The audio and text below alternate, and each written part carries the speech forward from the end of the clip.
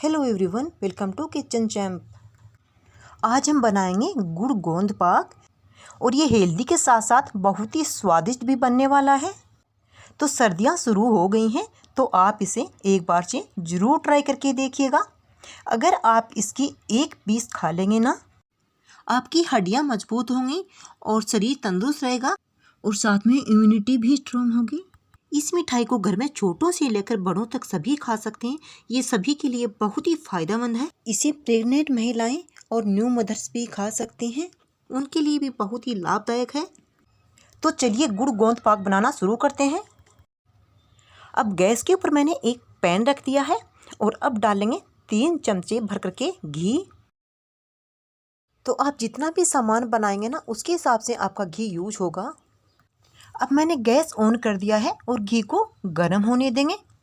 तो घी गर्म हो चुका है और अब लिया है मैंने यहाँ पर आधा कटोरी गोंद और ये वजन में 100 ग्राम गोंद है।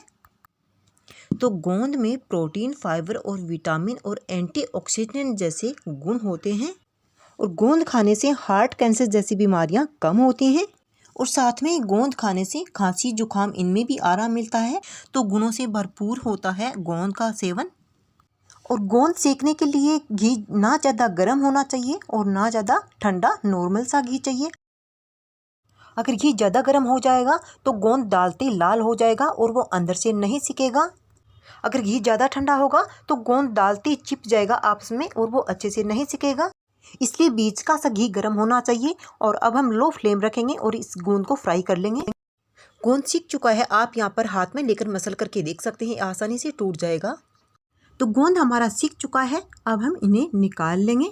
तो पहले डाला वो मैंने सेक लिया है और अब इसी तरह से थोड़ा थोड़ा करते हुए डालते जाना है और गोंद को सेक लेना है। तो गोंद मैंने सारा फ्राई कर लिया है और अब हम इसे ठंडा होने के लिए साइड में रख देंगे। अब मैंने यहाँ पर एक प्लेट के अंदर कुछ ड्राई फ्रूट्स लिए हैं। आधा कटोरी के आसपास काजू, बादाम और अखरोट लिए हैं। आप इसमें से कोई भी ड्राई फ्रूट ले सकते हैं, जो भी आपके पास हो। आप तिल भी यूज़ कर सकते हैं और जो नहीं हो उसे हटा सकते हैं, अपने पसंद से ले सकते हैं। तो पैन के अंदर घी मैंने और नहीं डाला था, गोंद सेका था ना, उसी में से थोड़ा सा घी बच गया था। इसी में ही इन ड्राई फ्रूट्स को सेक लेंगे, यानी कि फ्राई कर लेना है। और फ्लेम लो रखेंगे, ये बहुत ही जल्दी से फ्राई हो जाते हैं। तो लो फ्लेम पर इनको सेक लेना है। तो सेक के डालने से इनकी नमी भी दूर हो जाती है और जो हमारी मिठाई है ना, वो भी लंबे समय तक चलती है। तो ड्राई फ्रूट्स हमारे सीख चुके हैं, इनका हल्का सा कलर चेंज होते ही इनको निकाल लेना है। तो ड्राई फ्रूट्स मैंने निकाल लिए हैं और अब डालेंगे 1 चम्मच घी। अब 1 कटोरी डाल देंगे दरदरा पिसा हुआ नारियल पाउडर, यानी कि जो गोला या फिर गट बोलते हैं ना, उसी को मैंने मिक्सर में डाल करके दरदरा सा इसे पीस लिया है छिलके के साथ ही। तो ये हमारे हेल्थ के लिए बहुत ही अच्छा होता है। तो फ्लेम लो रखेंगे और लगातार चलाते हुए इसे सेक लेंगे। ये बहुत ही जल्दी से सिक जाता है।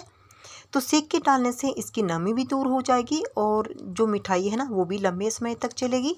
तो इसे मैंने सेक लिया है, अब एक प्लेट पर निकाल लेंगे।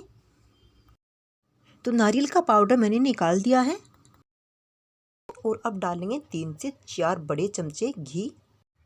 अब यहाँ पर लिया है मैंने 4 कटोरी गेहूं का आटा।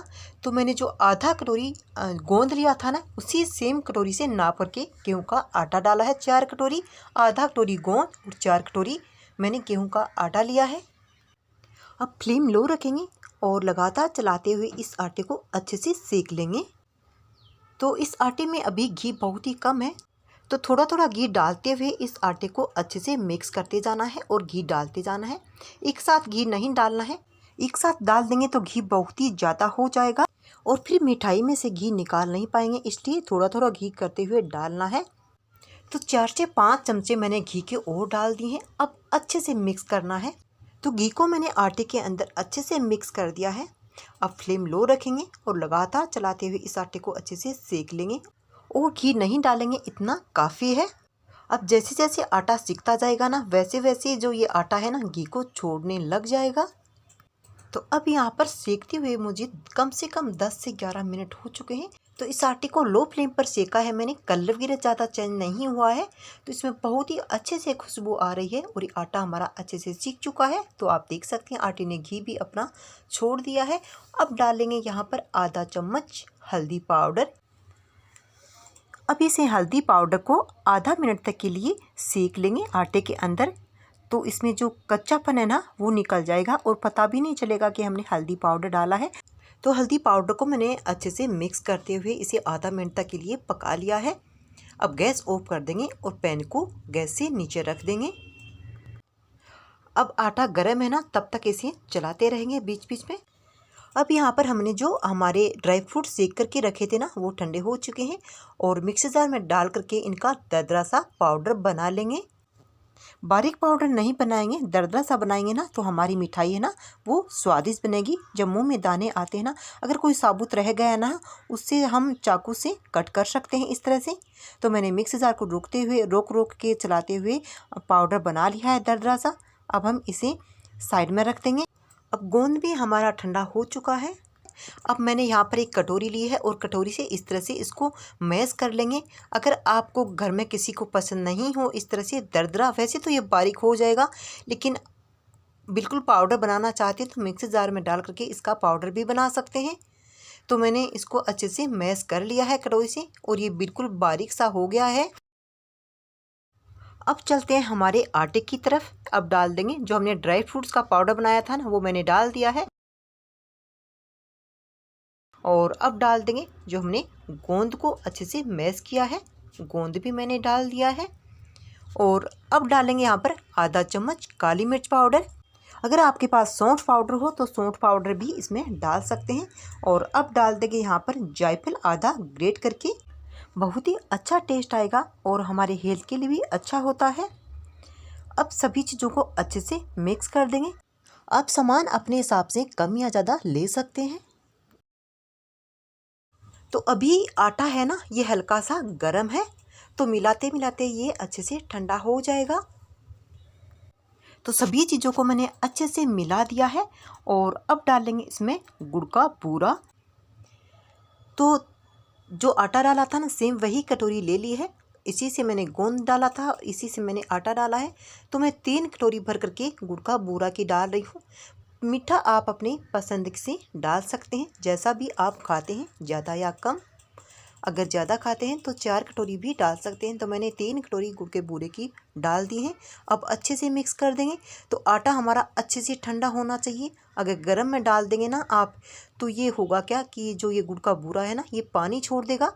तो अच्छे से ठंडा होने के बाद में ही मैंने इसमें गुड़ का बूरा ऐड किया है। अब अच्छे से इस तरह से मिक्स करेंगे। आप इसे हाथ से भी मिला सकते हैं, ये अच्छे से ठंडा हो चुका है। तो मैंने गुड़ के बूरे को भी अच्छे से मिक्स कर दिया है। अगर आप बांधना चाहते हैं ना तो इस तरह से लड्डू भी बना सकते हैं, लड्डू भी आसानी से बन जाएंगे। और लड्डू या फिर बर्फ़ी ये लंबे समय तक चलेगी, मिठाई आपकी कम से कम 1 महीने तक ख़राब नहीं होगी। अब यहाँ पर मैंने एक थाली ले ली है और थाली के अंदर घी लगा देंगे इस तरह से। घी लगाने से हमारी जो मिठाई है ना वो आसानी से उतर जाएगी। तो घी मैंने अच्छे से लगा दिया है और अब इस मिठाई वाले जो डो है ना इसको हम थाली के अंदर डाल देंगे और अच्छे से सेट कर देंगे। तो अच्छे से मैंने सेट कर दिया है और अब थोड़ा सा कि इसे सेट होने देंगे। सेट होने के बाद में इसके कट लगा देंगे। तो इसे शायद 15 से 10 मिनट हुए हैं, ये अच्छे से सेट हो चुका है। अब हम इसके कट लगा देंगे। तो ये जो मिठाई है ना ये बहुत ही आसानी से बन के तैयार होती है और ये बहुत ही हेल्दी है। तो गोंद गुड़ पाक हमारा बन करके तैयार है। तो मैंने इसे कट कर दिया है, स्क्वायर में कट किया है। आप अपने पसंद से इसे कट कर सकते हैं। तो आपको ये गोंद गुड़ पाक की रेसिपी कैसी लगी मुझे कमेंट बॉक्स में लिखकर ज़रूर बताइएगा। और एक बार से इस तरह से बना के देखिएगा, घर में सभी खुश होकर खाएंगे। और चैनल को सब्सक्राइब करना बिल्कुल भी मत भूलिएगा। Thank you. अगर आपको ये रेसिपी पसंद आई हो तो प्लीज़ वीडियो को लाइक जरूर करना, जितना हो सके शेयर करना।